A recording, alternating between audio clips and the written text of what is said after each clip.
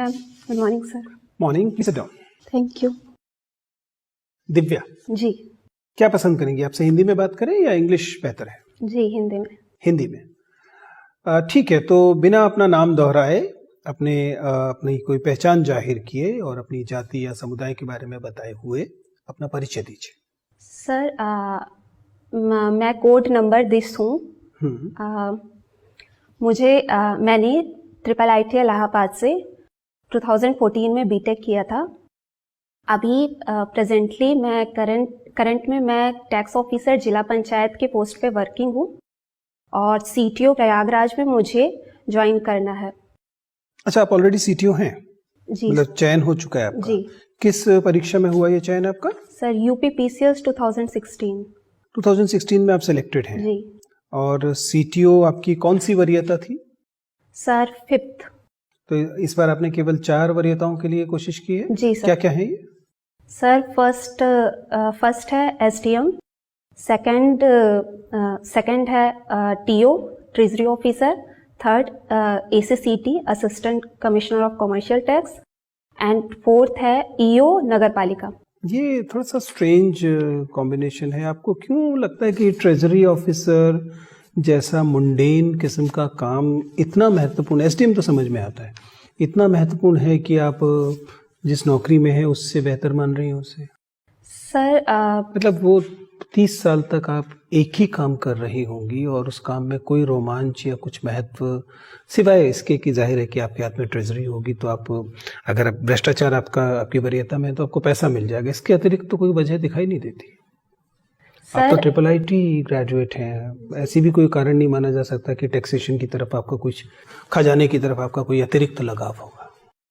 Sir जो scenario है sir, जैसे मैंने सेल्फ असेसमेंट किया है तो मुझे लगता है कि मैं इसके लिए ज़्यादा मतलब एलिजिबल रहूँगी, ज़्यादा मैं इसको अच्छे से जस्टिफाई कर पाऊँगी इस जॉब को कंपैरेटिव टू अदर जॉब। और सर दूसरा, जैसे सर मुझे लगा है कि जैसे मेरे प्रिंसिपल रिटायर हुए तो उनको पेंशन वगैरह के लिए बहुत दौड़ना पड़ा था, तो उस वजह से भी मुझे लगता है कि ऐसे बहुत सारे लोगों के लिए मैं इसको अच्छे तरीके से हैंडल कर सकती हूँ, उनके साथ जस्टिफिकेशन प्रॉपर्ली कर सकती हूँ। मैं बहुत अभी कन्विंस्ड नहीं हूँ, पर इस बात को थोड़ी देर के लिए छोड़ देते हैं। मुझे बताइए कि आपने किन विषयों के साथ ये परीक्षा दी? सर सोशल वर्क और डिफेंस स्टडीज। अच्छा, जबकि आप मूलतः विज्ञान की विद्यार्थी थी? जी। तो आपने विज्ञान के विषय क्यों नहीं लिए? सर मेरा जो ग्रेजुएशन था वो इंफॉर्मेशन टेक्नोलॉजी में था। फिजिक्स था, केमिस्ट्री था, मैथमेटिक्स था? जी सर, पर उस टाइम मेरे पास टाइम की कमी थी और मुझे उस हिसाब से इस जो एग्ज़ाम है इसको मुझे क्लियर करना था, तो मैंने सारे सिलेबस देखे और उसके हिसाब से मुझे जो शॉर्ट में और जल्दी कवर हो सकता था मैंने उसकी तरफ ध्यान दिया।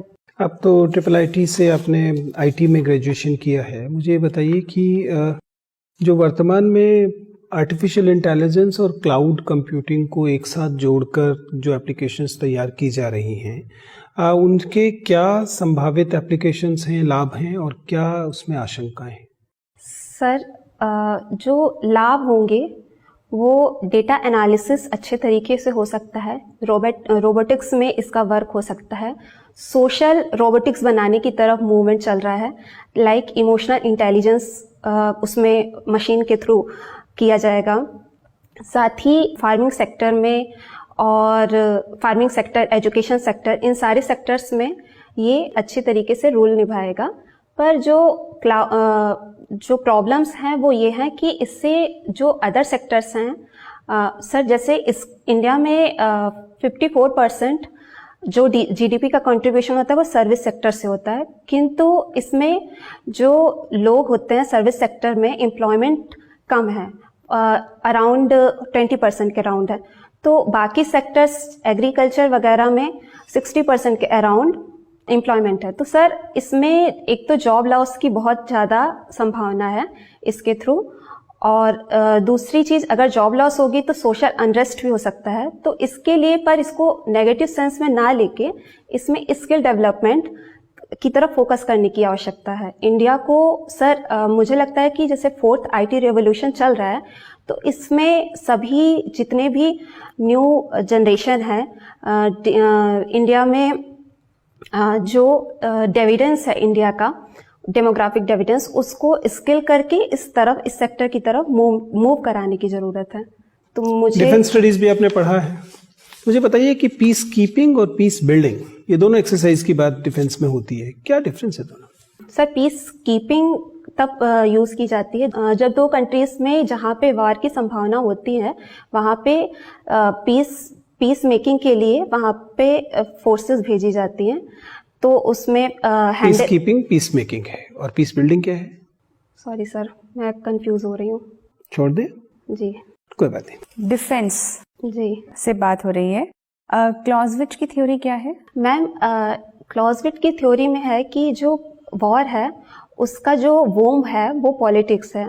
राजनीति से वॉर जनरेट होता है। और उसकी जो वॉर की टैक्टिक्स हैं उसमें वो क्या सजेस्ट करते हैं? टैक्टिक्स वो 3 टाइप का बताए हैं, स्ट्रेटजी, टैक्टिक्स और प्लानिंग। मैम, प्लानिंग में वो बताते हैं कि किस तरीके से वॉर को हैंडल करना है, उसके लिए क्या क्या प्लान करना है।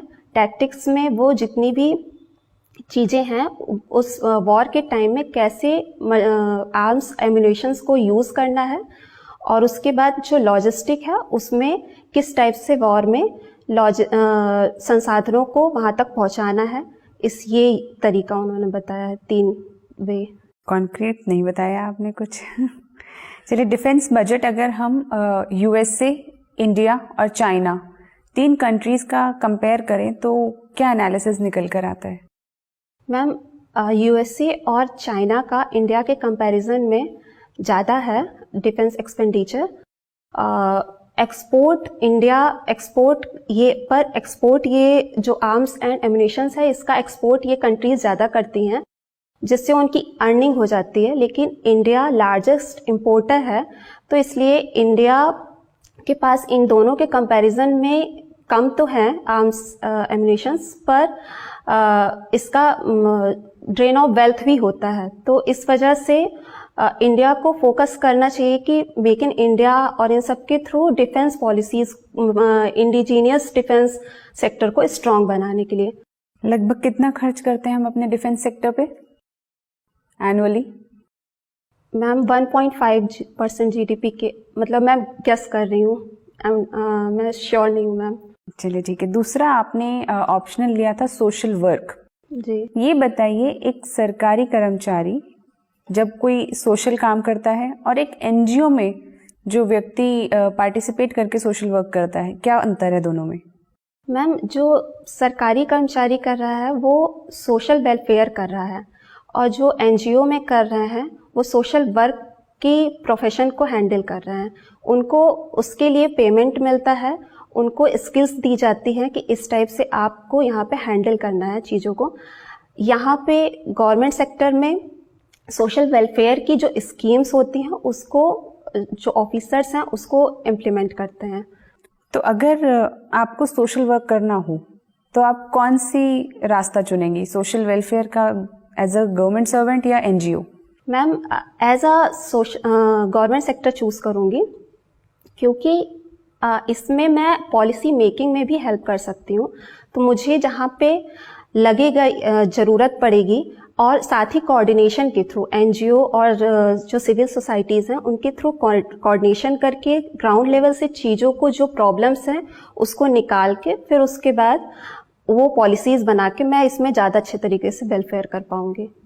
चलिए, एक सिचुएशन बताइए, अगर आपके पास आपके कार्यस्थल पे काम करने वाली एक महिला आती हैं और वो बताती हैं कि उनके साथ सेक्सुअल हैरेसमेंट का केस हुआ है, लेकिन जिनके खिलाफ वो आरोप लगा रही हैं वो बहुत सीनियर हैं आप ही के डिपार्टमेंट में, अब आपके पास क्या क्या रास्ते हैं? मैम, पहला चीज़ तो मैं उनसे कहूँगी कि इसकी कंप्लेन कीजिए, और कमिटी जैसे विशाखा गाइडलाइंस के अंदर ये कमिटी बनाने का भी प्रोविज़न होता है, तो मैं इस कंप्लेन को कमिटी तक ले जाऊंगी। साथ ही ज़रूरी नहीं है कि वो चीज़ मतलब सही ही हो, उनका हो सकता है कि वो सिर्फ कंप्लेन ही कर रही हूँ, तो इसकी निष्पक्षता से जांच करेंगे, एविडेंसेस एंड प्रूफ्स इकट्ठा करेंगे, और अगर लगता है कि सर आरोपी हैं जो सीनियर ऑफिसर हैं तो उनके खिलाफ एक्शन लिया जाएगा, अदरवाइज केस उन जो विमेन है उसके खिलाफ लिया जाएगा। Thank you. आप बीटेक करके आई हैं जी। और डिफेंस स्टडीज भी आपका सब्जेक्ट है। जी। आप मुझे बताएंगे क्रिटिकल इंफ्रास्ट्रक्चर किसे कहते हैं? क्रिटिकल इंफ्रास्ट्रक्चर, सॉरी मैम, नहीं सुना। नेशनल सिक्योरिटी में और इंफॉर्मेशन टेक्नोलॉजी बैकग्राउंड के दृष्टिकोण से बहुत महत्वपूर्ण हो जाता है। खैर, मुझे ये बताइए कि 5G की चर्चा है आजकल, क्या फ़र्क है 4G और 5G में?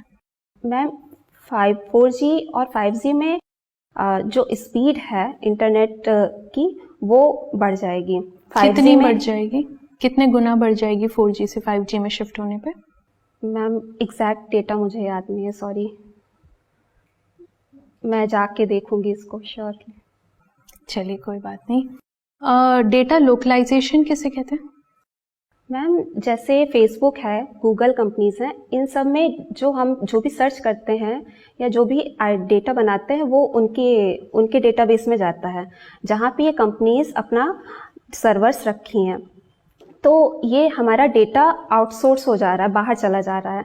लेकिन जो डेटा बाहर चला जा रहा है तो उससे क्या है कि हमारे प्राइवेसी को भंग भी हो रही है, हमारी प्राइवेसी भी भंग हो रही है। अगर इसको हम किसी भी इलेक्शन वगैरह में भी ये लोग यूज़ कर सकते हैं। तो जो डेटा लोकलाइजेशन का कंसेप्ट आया है इसी बेसिस पे आया कि हमारी जो डेटा है वो इंडिया में ही रहे, इंडिया के लोगों का डेटा इंडिया में ही बना के रखा जाए ताकि कोई भी डेटा लॉस ना हो। ठीक है। मेरे को ये बताइए कि COP 14 हुआ था अभी और COP 25 होने वाला है, क्या फ़र्क है दोनों में? मैम जो COP 14 है वो डिजर्टिफिकेशन को कंट्रोल करने के लिए किया गया है, और जो COP 25 है वो क्लाइमेट चेंज को कंट्रोल करने के लिए UN कन्वेंशन द्वारा दोनों ही ऑर्गेनाइज्ड है, पर वो क्लाइमेट चेंज पे फोकस करेगा। ठीक है। इंडिया के क्या NDCs हैं, नेशनली डिटरमिन्ड टारगेट्स? मैम जो CO2 का लेवल है वो 2005 के से कम करके 25% लाना है एमिशन। मैम मिस कर रही हूँ, सॉरी। अच्छा, इंडिया के रिन्यूएबल एनर्जी टारगेट्स क्या हैं? मैम 175 गीगावाट 2022 तक इम्प्लीमेंट कर लेना है। ठीक है। मेरा आपसे आखिरी सवाल, आप प्रतापगढ़ से आती हैं जी। वहाँ पे 1 डिस्ट्रिक्ट 1 प्रोडक्ट के अंतर्गत कौन सा प्रोडक्ट है? आंवला। तो आंवला के आप मुझे खाने के अलावा 3 इस्तेमाल बताइए। आपके अपने बनाए इस्तेमाल भी हो सकते हैं, ज़रूरी नहीं वैसे ही इस्तेमाल किया जाए। तो 3 अलग इस्तेमाल बताइए। मैम पहला ब्यूटी प्रोडक्ट में, मैम आपने खाने के अलावा पूछा है। हाँ हाँ बिल्कुल। ठीक है। सेकंड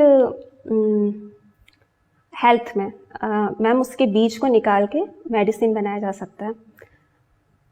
एंड थर्ड किसी को मारने में, अगर सिक्योरिटी हो रही है, अगर कुछ नहीं मिल रहा है तो उसके आंख में सीधे वॉर कर देना उससे अपनी आंवला सिक्योरिटी इतना डिस्ट्रक्टिव हो सकता है? मैम अगर आंख पे किया जाए तो उसको मार के हम बाहर निकल सकते हैं उस टाइम से। चलिए गुड, थैंक यू। आप करेंटली टैक्स ऑफिसर हैं पंचायत में। मुझे बताइए कि जो हमारे पंचायती राज इंस्टीट्यूशंस हैं उनमें जो टैक्स कलेक्ट होता है वह केंद्र की संचित निधि में जाता है, राज्य के कोष में जाता है, या जिला का अलग संचित निधि है जिसमें जाता है? सर ये जिला का अलग है, जिला निधि में ही जाता है ये। तो वे कौन से मामले हैं जिनमें आपको लगता है कि जिला जो वित्त के मामले में राज्यों पर आश्रित है, राज्य सरकार में? कुछ केंद्र सरकार से सीधा मिलता होगा, लेकिन राज्य सरकार पर आश्रित कहाँ कहाँ? सर जैसे जिला निधि में जो पैसे जाते हैं वो उसको पूरी तरीके से जो जिला पंचायत है उसको रन नहीं करा पाती है। तो पेंशन, सैलरी और साथ ही साथ डेवलपमेंट सबके लिए ये राज्य वित्त आयोग पर ही निर्भर है। तो राज्य वित्त आयोग से आया हुआ धन किस प्रक्रिया से जिला में व्यय के लिए उपलब्ध होता है? क्या ये पहले जिले की संचित निधि में जाता है या राज्य से प्राप्त ग्रांट्स जो हैं वो सीधे व्यय की जाती है? सर सीधे ही व्यय किया जाता है, पर 10% पहले सैलरी और पेंशन्स पे व्यय किया जाता है, उसके बाद रिमेनिंग जो परसेंटेज हैं वो डेवलपमेंट कार्य के लिए यूज होता है। ठीक, मुझे आपसे बात करके अच्छा लगा, आप जा सकती हैं। Thank you ma'am. जी दिव्या, आपका इंटरव्यू 23 को है? जी सर। पढ़ने वाला काम पूरा हो गया या कुछ बचा हुआ भी? सर बचा है, बहुत सारा बचा है। देखिए, कुल मिला के आपका इंटरव्यू अच्छा ही जा रहा है, मुझे कोई मेजर परेशानी उसमें नहीं दिखाई दे रही है। थोड़े बहुत चीजों को छोड़ दिया जाए, अगर कम्युनिकेशन की बात करें तो बाय एंड लार्ज कम्युनिकेशन ठीक है, आपकी आवाज पर्याप्त ऊंची है, आपका फ्लो अच्छा है, हैंड मूवमेंट रेस्ट्रिक्टेड है, आई कांटेक्ट भी बाय एंड लार्ज ठीक है, सिटिंग पोस्चर भी अच्छा है। तो वो एरियाज ऐसे हैं जो आपके लगभग तैयार हैं कम्युनिकेशन वाले हिस्से में। और थोड़ा सा अगर मुझे सजेस्ट करना हो तो नेक मूवमेंट एक जगह पे बहुत ज्यादा दिखाई देता है, ठीक है? तो देख लीजिए, अगर बिना स्टिफ हुए अगर आप उसे कंट्रोल कर सकती हैं तो अच्छी बात है, नहीं तो कोई नहीं, जाने दीजिए, कोई परेशानी नहीं है। मुझे परेशानी थोड़ा सा फैक्चुअल किसी जगह पर ऐसा लगता है कि जब आपसे फैक्चुअल प्रश्न आते हैं तो दो दिक्कतें, एक तो चलिए ये है कि उस समय आपको फैक्ट्स याद नहीं आ रहे, I am okay with that idea. मुझे परेशानी होती है जब आप उनसे अटेम्प्ट करने की कोशिश करती हैं और अटेम्प्ट करते समय आपको मालूम है कि प्रश्न पूछा फैक्ट्स में गया था और आप उसके उत्तर जो है वो you are beating around bush, जबकि आपको भी मालूम है और बोर्ड मेंबर्स को भी तुरंत पता लग गया कि आपके पास फैक्ट्स नहीं है। तो आप जब उसका जनरल आंसर देने की कोशिश करती है बिना आंकड़ों या तथ्यों के, जबकि शुद्ध तौर पे तथ्य पूछे गए थे, तो बोर्ड मेंबर्स को लगता है कि आपके अंदर ये टेंडेंसी है कि आप ब्लफ करेंगे। नहीं, तो वो उसको थोड़ा सा कंट्रोल कर सकते हैं। थंब रूल ये है कि आता है तो बताइए, नहीं आता तो मना कर दीजिए, अनुमान लगा रही है तो पूछ लीजिए कि मैं अनुमान लगा रहा हूँ। बाकी चीजें हालांकि आप ये करती हैं, कई जगह पर आप बताती हैं कि नहीं मेरे पास जानकारी नहीं है, मैं गेस कर रही हूँ, या फिर आप रोक देती है। लेकिन ये टू बिगिन विद ये करना चाहिए, आप स्टार्ट करने के बाद ऐसा करना शुरू करें। सर एक्चुअली मैं स्टार्ट करती हूँ, मुझे पता है ये क्वेश्चन मुझे आता है, पर वो फिर पता नहीं, उस समय याद नहीं आ रहा है। उस टाइम फिर जैसे ये जीडीपी वाला मैम पूछी थी तो थोड़ा सा ऐसा इसका तरीका ये हो सकता है कि 5 या 10 सेकंड का पॉज ले लीजिए प्रश्न के बाद, उसके बाद डिसाइड कीजिए, जब आपके दिमाग में फैक्ट आ गया तब डिसाइड कीजिए कि हाँ आप इसे आगे लेकर जाएंगे कि नहीं। तो बाय एंड लार्ज बाकी चीजें अच्छी हैं, आप पॉलिश्ड कैंडिडेट हैं, जो कि मतलब बोर्ड के लिए बहुत आसान रहेगा। जो शुरुआती जब आप ट्रेजरी ऑफिसर को जस्टिफाई करने की कोशिश करती हैं, बहुत कन्विंसिंग नहीं है। If you can make it a little convincing it will be good, ठीक है ना? अदरवाइज चूंकि आपकी पर्सनालिटी और आपके जो एक पॉलिश्ड कैंडिडेट आप सामने हैं, उसके हिसाब से वो उतना जस्टिफाइड नहीं दिखाई देता। Find out something original in it, you are creative, you will be able to find out something, ठीक है? बाकी चीजें अच्छी हैं, बिल्कुल परेशान मत होइए और खुश होकर इंटरव्यू दीजिए, ठीक है? चलिए, इस बार एसडीएम बनिए। Thank you.